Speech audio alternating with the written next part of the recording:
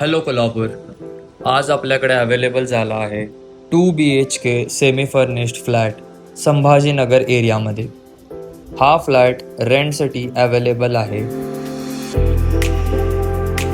ह्या फ्लॅटमध्ये आपल्याला किचन ट्रॉलीज आणि स्टोरेजसाठी युनिट्स अवेलेबल राहणार आहेत.